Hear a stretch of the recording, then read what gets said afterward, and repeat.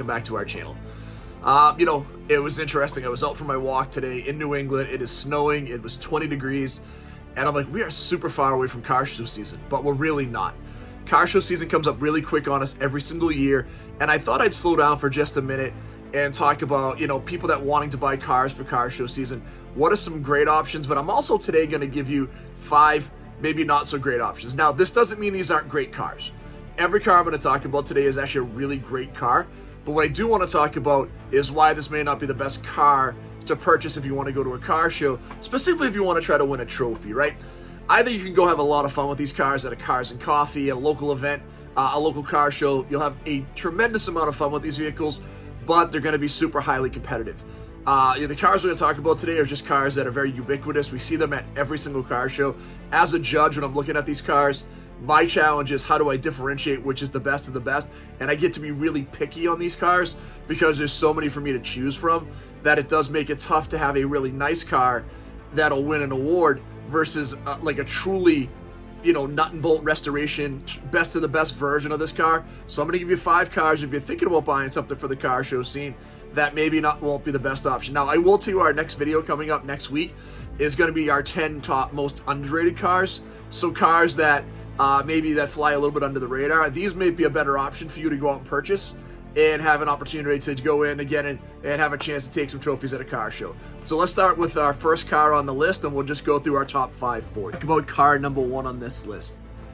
This is a car that you see everywhere at every single car show. It's actually a really nice car, and it's something I'm a big fan of, and in all honesty, a car that I want to own at some point in time. But the challenge on this car is they're just everywhere, and the problem is they made so many of these cars. So what we're going to talk about is the 1965 and 1966 Ford Mustang non-fastback, so coupe and convertible. Ford made 1 million Mustangs over those 2 years, right? They sold 1 million of those cars. Looking from the research now, the official numbers don't come out until about 1967. So to get the direct numbers that are out there, there are some Mustang books out there, and I did a bunch of research. What I'm looking at is the number looks like it's anywhere between 9 and 12% of the cars that were sold were fastbacks, with the remaining being coupes and convertibles. I can tell you right now, anytime I go to a Mustang show, there are so many, or any car show, not just the Mustang show, but any car show I go to, there are so many first-gen notchback Mustangs, specifically, even more so than the convertibles, with a 289, with the 4-barrel, with the pony interior. There are just so many are all over the place. So when I'm looking at it, there's a lot that gets challenging in here. The trunks are a big one on these cars. So like if you're buying this car, they had this kind of plaid trunk pad, right? So you need to have that in place. You need to have the iconic washer fluid bag, right? Like you have to have all this really cool stuff from Ford. And the one caveat I would get, if you get like a 64.5 and you could find something with a 260 versus a 289, at least it gives you a little bit of uniqueness. But understand, taking these cars to the show, specifically a 289 automatic red pony interior, like I've seen so many of those cars at shows over the years that it's probably one of the most challenging cars to have a show-winning version of it, because the standard is so high with all the other versions that we see on the list. This is not, and again, there's going to be 3 GM cars on this list. This is not to try to bash GM. It's just these cars are really common. Is the 55 to 57 Chevys. Whether it's a 210, a Bel Air, right? No matter what you have, you're going to see a ton of these cars at shows.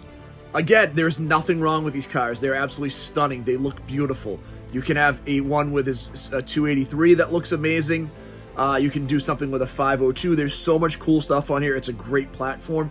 But understand, if you go to a show and you're in this class, again, and I'll give you a great example. When I go and judge 50s classes in a show, when I see a 50s Buick or a 50s Oldsmobile or a really nice 50s Ford or a Pontiac, right?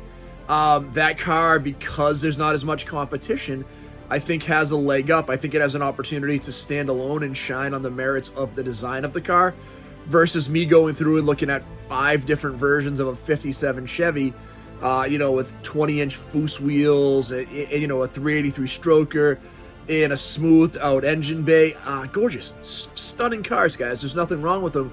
But again, remember, you're going up against other competition. So a car like that, if you're thinking about that car, it could be a little more challenging from the show scene. A little newer right now. The car that I see everywhere at every car show, and there's so many of them, is any version of the Dodge/Jeep Hellcats. There are so many Hellcats at every show. We get, and you can even have the truck for it. The TRX is there with the Hellcat motor. The Durangos, right? All of the Challengers and Chargers. If you go to a show, like even if I see like a 5.7 Challenger TA, I'm probably more likely to give that car love than to give it even like a red-eye Hellcat. I know the horsepower in a red-eye Hellcat, right? 800 horsepower, 700 plus horsepower in a regular Hellcat. They're ridiculous. Wide body kits, great looking wheels, like so much nice stuff on these cars. But any show I go to now, if it's a big show and they allow, modern muscle in there, there's going to be 15 or 20 Hellcats. I go to a cruise night and I could literally just shoot a video on Hellcats and probably have 40 to 50 cars. Like, again, it's a great car, but understand if you're going to have that car and go into a car show, what sets you apart, what makes it unique, what makes it different. You're going to have a really tough time, and especially if you have a judge like me at your show. I am a stickler on newer cars. I give you no breaks. Like, if there's a scuff in the paint, if there's a chip anywhere, if there's missing paint under the hood, if the interior has a scuff, if your door sills aren't perfect, like, I am the worst on newer cars. So understand, having these cars, they're still relatively new within the last like 6 or 7 years. You're going to get judged really harshly, and you're going to have a lot of people you're competing against. Next one, which is really interesting, is a modified car, and it's modified Jeeps. Being a member of a couple of different Jeep clubs, when I go to a show, there are so many modified Wranglers and Gladiators at these shows. It's tough to stand out, right? Like, understand, a lot of the modifications you're going to do will be very similar to what other people are doing, right? You're going to put a different bumper on. You're going to put a different, front and rear bumper. You're going to add lights into the car. You're going to throw a lift kit on. You're going to have big wheels, right? And some of these become contests who has the biggest wheels. Do you have 37s? Do you have 40s?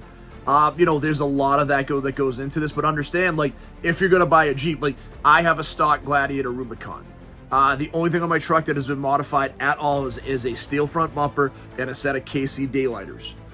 That's all that's on my truck. I know if I go to a Jeep show, my Jeep does not stand out at all. And it's a Rubicon, right? It's a white Rubicon with a black top. It's a 2022 cat skin interior, red dash. Like, it's loaded with an aftermarket bumper and a little bit of aftermarket lights. My car doesn't stand out at all. So understanding, like, with a modified Jeep, like, if you're going to do it, you got to be $20,000, $30,000, $40,000 into a modified Jeep if you want to make it a Jeep show car. We're not talking about the off-road capability. We're actually talking about making it a show car and making it competitive. It can be really, really challenging. Car on this list is a cheat because it's three generations of Corvettes. And it's the C6 through C8 Corvettes. We see a fair amount of C5s. We see a decent amount of C4s. C3s are very popular. Obviously, everyone loves to see it C2 or C1.